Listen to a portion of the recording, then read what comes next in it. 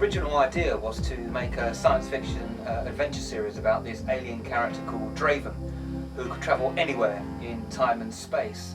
The only brief we had from the studio was to make sure that we appealed to a family audience. Oh, and at the time I'd recently split from my death metal band. Yeah, there'd been artistic differences. I was artistic and they weren't. And I was looking for a new avenue to, to really stretch myself. And I just thought, TV Productions, yeah, that's the next logical move. Although the character of Draven could travel anywhere in time and space, our budget was a little bit limited, so he did more often than not end up on 20th century Earth in the present day in the south of England. Well, come on! Don't you know a breakout when you see one? The studio wanted a very young cast and crew to produce the show. I'm sure we had a script supervisor who was only about 12. So many questions, but so few answers, huh? I wanted the main character of Draven to be slightly divorced from reality, a little bit offbeat. I did actually toy with the idea of making him half human and half alien, but I soon realised that was a bit crap. May the sentries that bind me be unleashed in fire. I'm not sure I like the sound of that. Well, the producers came to see me in a play they did in the West End called Third and Final Draft.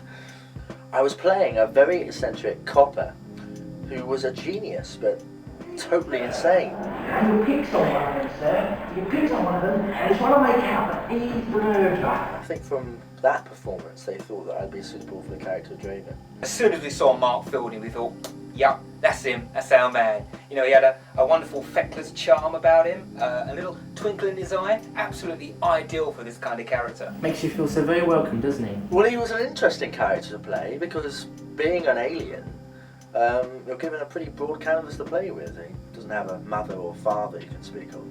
So really, it was just down to me and the writers to create this fantastic new character, which I think we did. Judging by what Farrington said, we have 17 hours before the resurrection. We had no money and absolutely no time, and so we really had to improvise just to get the footage for each day. I remember this one time. We had this guest actor contracted, and we're all waiting around the location for him to turn up, and it's like time was pressing on. Time's a luxury we did not have. I thought, this is ridiculous. So I marched up to Richard Reeves, our producer, threw him the script and told him to get straight into makeup. And so at the last minute, I ended up playing the part. Can't see anybody here. Everyone knows I'm not an actor, but I've done a few music videos with the band. I thought I did okay. This fan came up to me and said, you really died in that scene. The producers wanted this ongoing story arc on Earth to be introduced, which they thought was an interesting idea. Personally, I thought it was more to do with budgetary constraints rather than anything else. I must say, it's very kind of you to invite us round for afternoon tea and all that. But who exactly are we going to meet? You'll soon find out. Shut up. As I remember, I was a human, possessed by an alien, stranded on Earth, or something like that. Right, gotcha. Found them. The scripts were of varying quality, to be honest. I think the mistake they made was being too ambitious with the budget we had. The script would read something like, there's a huge battle between hundreds and thousands of alien warriors. And then 6 extras would turn up looking at the catering van. Dramatically, it's becoming increasingly more difficult to write for Draven as a single character moving the story along, which is why I want to introduce a couple more regulars into the series, which is where Rachel Jones and Adam Taylor came in. Hello, who are you?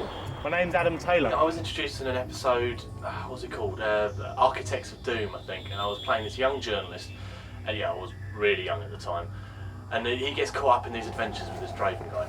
I didn't think it was a very good decision, creative or otherwise, to bring these juveniles into the show. First of all, it took away the focus from me, Draven, the main character, and his involvement in the stories. Yeah, I remember Mark Fielding wasn't too happy about that, was he? Did cause some problems at the time. But look, at the end of the day, look, we make the decisions, we make the show, not some actor, no matter how big he is. It was my first job out of drama school, so I was a bit naive. Everyone was really supportive, though I did find Mark a bit distant for a while. Is he wrong? You look like a lady with a problem. You're all for this work, aren't you, John? Quite often I would go to the pub with Mark Fielding for lunch, and he'd confide in me that he was unhappy with the new form. I remember there was one sequence where I was running down a hill from some villain or other. Going full pelt down this hill, and halfway down he trips. And he topples over, smacks really hard to the ground, Does he lay there? He gets up and carries on with the scene. We thought he hadn't done himself any harm. It was only after I'd been checked over that I realised that I'd fractured my ankle. It took half the crew to carry me back to my trailer. Yeah, well, you know, it could happen to anyone, I suppose.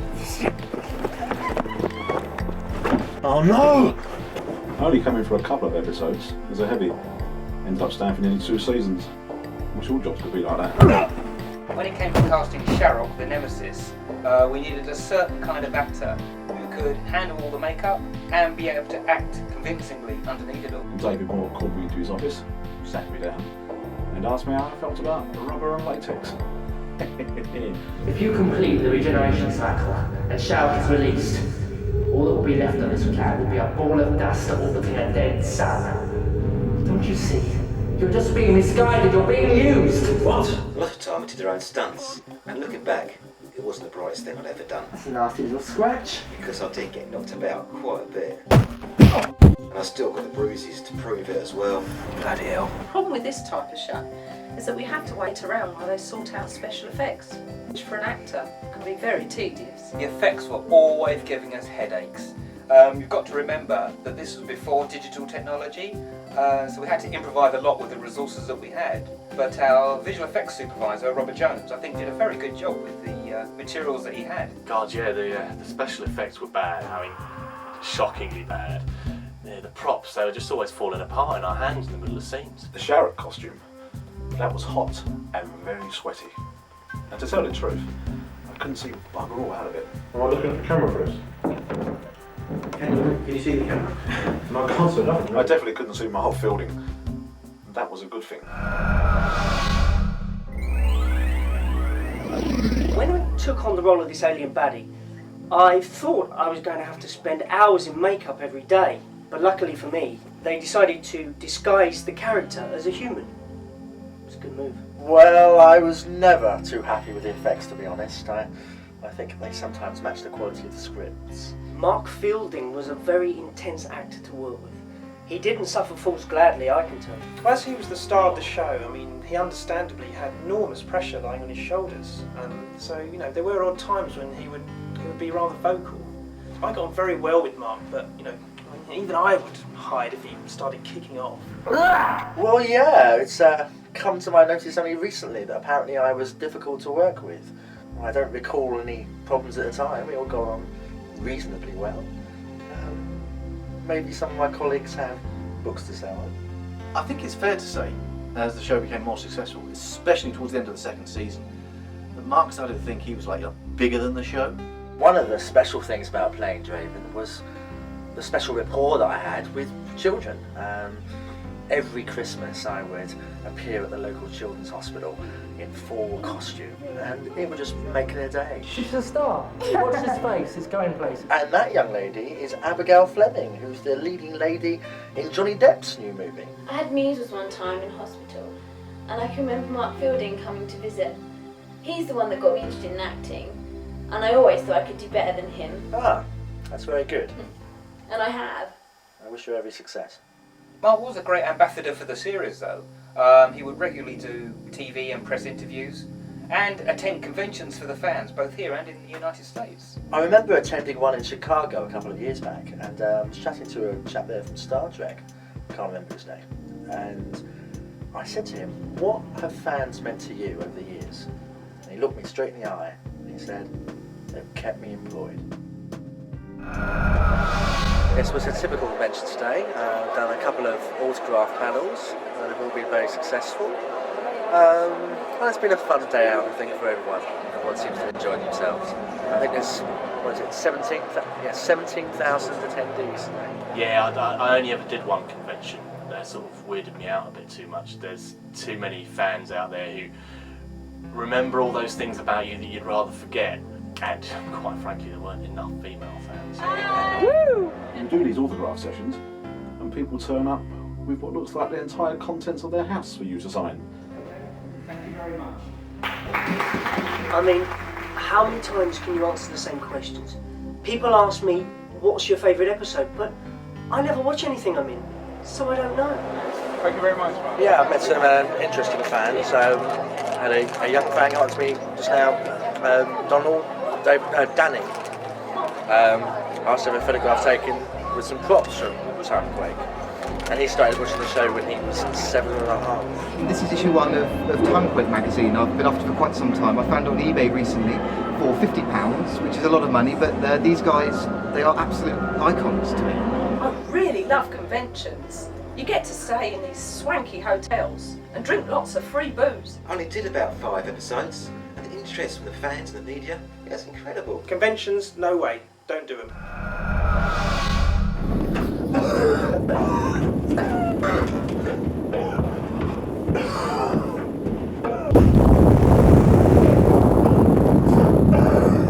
And when the story arc was coming to a conclusion at the end of the 2nd season, I was starting to feel that the show needed revitalising, not just on a dramatic level, but on the production side as well. The beginning of the end. Sherlock. It was about this time David was getting concerned. We'd entered the 3rd album phase, and what we needed to do was find a new direction for the show. Well, everybody was finding it increasingly difficult to work with Mark. Yeah, Fielding, he was a character. And Richard Reeves, the producer, and myself had a meeting with the studio, and we all decided that maybe it was time to find a new Draven. I knew nothing about this until it came round to renewing my contract. I was rang at home by David, and he said that he had good news and bad news.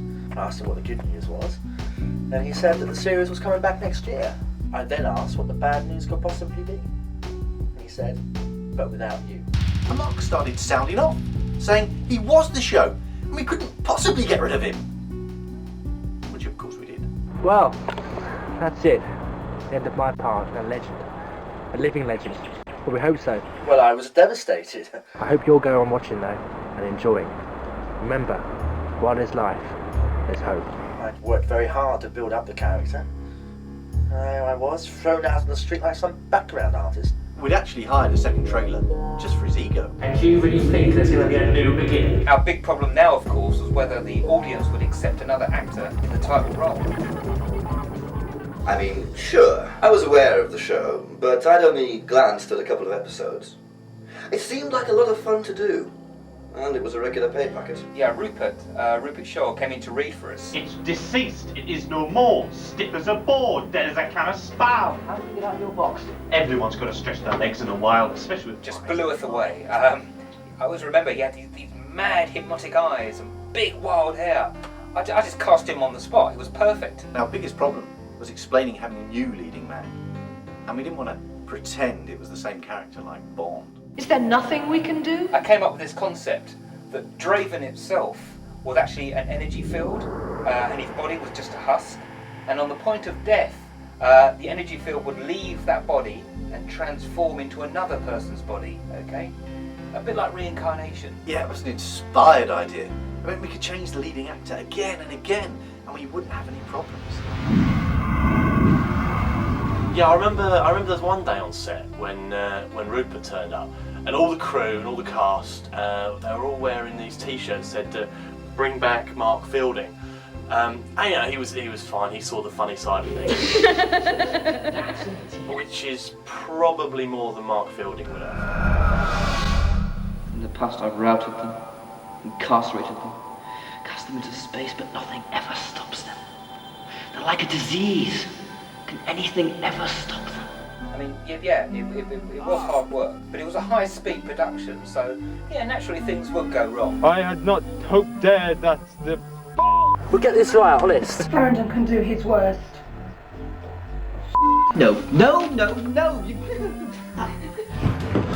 We'll get this right, okay? Rupert was a great guy, but he smoked like a trooper. We never bothered hiring a smoke machine. We just left him in the studio overnight, and it was perfect when we started shooting in the morning. Shooting scene 3 quickly here. We're having a few problems so far. Hopefully we're going to combat them before the evening's finish. It's getting quite cold out here. It's the pleasures of filmmaking, I'm afraid. C'est la vie. Now, Mark Fielding passed on some interesting advice when I got the role. He said, just do one season and get out, or they'll spit you out like they did to me. I did get the impression he was a little bitter. The 3rd season was definitely darker in tone than what had gone on before.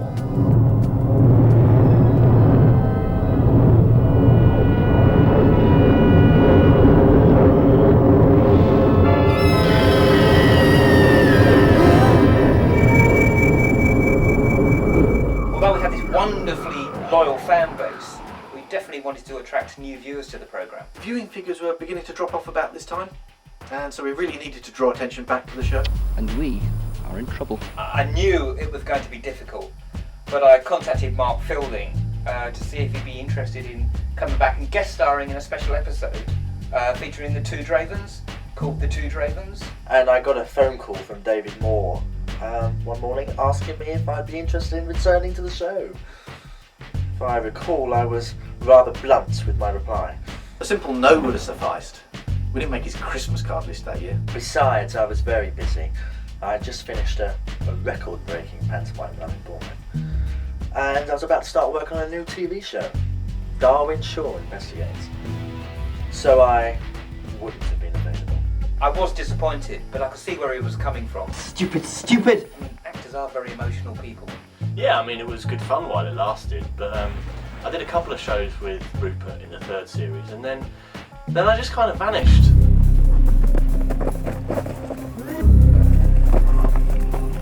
And I'm slightly disappointed that I didn't get a dramatic death scene exit. I think the way they explained it away was some throwaway line about me moving to Australia. There's no way to go, is it? Because that way they can maximise the use they can make of humanity. Subdue them, experiment on them, and finally convert them. This place isn't just a spearhead for an invasion. It's a giant laboratory as well. Now, I felt it was still very much Fielding's gig. Too kind. He had breathed life into the character so successfully that I felt I was still walking around in his shoes, you know? We were about a quarter of the way into the third season when Rupert announced that he'd be leaving at the end of the year. Well, we've changed our leading actor once, we can do it again. It was a shame that Rupert was leaving because we had all bonded so well. Oh, I mean, I enjoyed the part immensely, but I didn't want to live in someone else's shadow. And often you can easily get typecast in that sort of role, and I didn't want that to happen because I was only a young actor at the time. Well, it could be an absolute blast once Rupert got going. Who is this William Shakespeare person anyway? A very good friend of mine and a nifty little scribbler. He writes plays. An entertainer. Boring. Come on! Can't be more than a few miles. What? I was at a convention once, I think it was in Atlanta, and this fan approached me and said, in the episode The Claws of Death, how come the chrome-like knocks you out so easily? Mark Fielding would have kicked its ass! I thought to myself at that point, yeah, it's definitely time to get out. We were now in the process of finding a new Draven.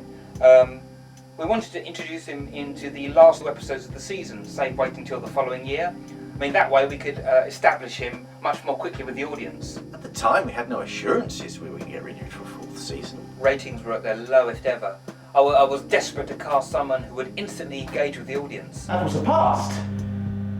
This is the future.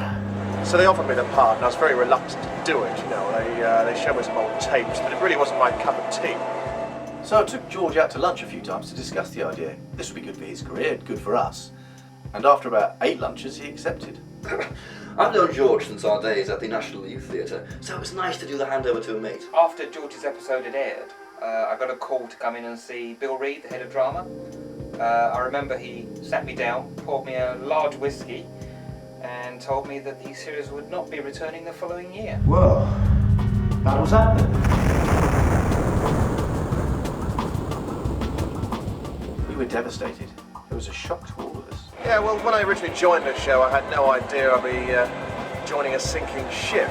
Anyhow, I'd signed for the entire season, so they had to pay me. Recalling the advice Mark Fielding gave me when I got the part, maybe I did get out when the going was good. I mean, well, when we wrapped on the last episode, Return of the Chromax, we laid on a huge party for the cast and crew. We did invite Mark Fielding, but he never showed up. It was a sad time. We'd started off with 14 million viewers in the first season, but by the end of the third, it was down to 2. Well, at the end of the day, it's just another acting job, but it's one that's never really left me far behind. Can I have your autograph, Mr. Kirby? No. Where they get the ideas from, I've got no idea. I mean, there must be a lot of drugs going around with the writers, is all I can say. I'm a big fan of Timequake. I've been watching it for many years. I've got all the DVDs and the things that you can get, like there's mugs and there's badges. And I'm a big fan. George Kirby's my favourite. It was the fans that kept the show alive in the years after its cancellation. I mean, they've really been fantastic. If there's one effing fan, There's a million of them. Oh, I've attended conventions all over the world and been totally astonished to see all these people who are so enmeshed in the world of Timequake. It's a very, very wrenching experience to meet a fan who's dressed almost exactly like you. And you know who you are. Well, I've been signing autographs now for 2 hours, so I'm having a much needed drink in the green room. I'm like your biggest fan, and I kind of missed you back there because you kind of left before I got to the front of the queue. Can I have an autograph? No problem at all. Thank you. What's the name?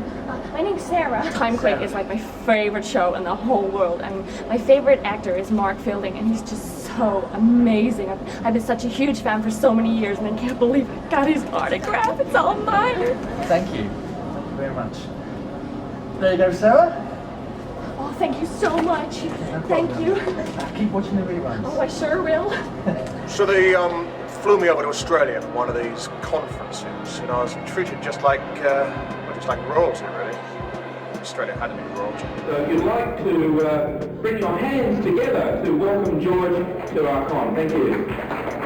This really has been, thinking about it, a very fascinating journey into Perth. Well, here I am on a lovely sunny day in London town, and I'm off to meet some fans of Timequake. Who would I prefer to work with? Fielding, Shaw or Kirby? Let's just say splendid fellows, all two of them. When the series was released on video a couple of years ago, it was an instant bestseller. There were magazines, websites, books, action figures. It was absolutely mind-blowing. An American comic book company produced this wonderful graphic novel based on the original Timequake. And a company had gained the rights from the studio to produce these wonderful audio dramas. They got the original cast back to actually reprise their roles for new adventures. Audio is a great medium for this kind of story because you can just use your imagination. It's limitless. I think I've clocked up about 12 of these audio dramas so far, and they've been a lot of fun. Well, you know, it's not bad for a show that's been off the air for over 10 years. And I have to say, I've really enjoyed coming back to the role. Yeah, it's been a lot of fun making it. I was at home one night and I got a call from my agent saying that she had some good news and bad news for me. I asked what the good news was and she said that Timequake was returning as a TV movie. I asked what the bad news was and she said, but without you. And even though David had created the show, he actually didn't own the rights. The studio wanted a fresh creative team on board and had struck a deal as an Anglo-American co-production. Although for David it was a creative consultancy role, which he politely declined. When the TV movie came out a couple of years ago, all we could do was sit back and watch it like a viewer. Don't look at this at all. That was hard. It's like giving up your baby for adoption. There's a lot going on that you're going to find pretty difficult to accept. We don't have time for this! Yeah, I mean, like the director had seen me on the show that I did, Shadow Sword Night Fighter, and I don't know, I guess he liked it, and he thought I might have some of the qualities, you know, that would be good for this Draven guy. We wanted to capture the spirit of the original series, whilst at the same time bringing it into the 21st century. I'd seen the show on a US cable channel, right? You know, like the original. And I thought it was kind of cool. The things that attacked you now know that you're the one they're looking for, and they will stop at nothing until they find you. We had a few nods to the past that I knew the fans would enjoy. We contracted Mark Fielding and George Kirby to come back for cameos. Well, the money was too good to turn down, really, so I accepted. Yeah, I did a couple of days on the TV movie, and that worked out really well. It led me to getting my agent out there, and I've been living and working in LA ever since. We need to find the hive before midnight. Patience, Cole. The matter is in hand. I was asked to do the TV movie, and I couldn't say no because the money was very, very good. It's only after I got the script though that I realised that I wasn't going to be playing Draven at all, but a rather small supporting role. Deal with it. I was none too impressed. And when Mark Fielding realised he wasn't playing Draven, best days filming I've ever had. I mean, it was kind of intimidating, you know, for an American like me, you know, pure-blooded American, I gotta play this like British icon, you know. The ritual, did they complete it? No. Did they find the lamp? No, just a little mumbo jumbo. Nothing's actually happened yet. Something's not right here. You have to take chances sometimes. And I thought long and hard about how this character would work for a modern audience. In this industry, you gotta take chances, okay? And because if you don't, you're gonna be one of those kind of guys who doesn't take chances.